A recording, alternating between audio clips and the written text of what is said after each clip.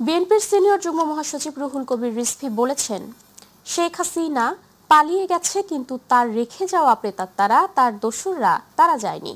তারা প্রশাসনে আছে, প্রশাসনের বিভিন্ন ক্ষেত্রে অবস্থান নিচ্ছে এবং বর্তমান অন্তর্বর্তীকালীন সরকার তারা যাতে ব্যর্থ হয় এবং অবাধ ও সুষ্ঠু নির্বাচন যাতে ব্যর্থ হয়, পাতানো অস্ত্রতা তৈরি করে এবং নৈরাজ্য তৈরি করে অন্তর্বর্তীকালীন সরকারের প্রধান ডক্টর ইউনূস যাতে ব্যর্থ হন, অবাধ সুষ্ঠু নির্বাচন যাতে না করতে পারে, সেটার জন্য তারা প্রস্তুত আছে।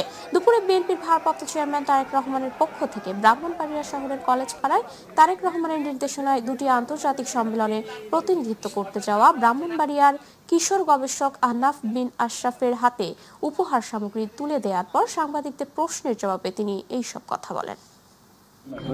এর জন্যই তো আমাদের 16 বছর ধরে এত লড়াই। কাদা ছুড়াছুড়ি করছেন। আমি আমার দলের অবস্থান থেকে আমি আমার কথা বলবো। সেক্ষেত্রে অন্য দলের কোনো কথা যদি আমার ভালো না লাগে, আমি তার শক্ত সমালোচনা করব। এটাই তো ডেমোক্রেটিক নর্মস ভ্যালু, এটাই তো গণতন্ত্রের মূল চালিকা শক্তি। এটাই শেখ হাসিনা কেড়ে নিয়েছিল।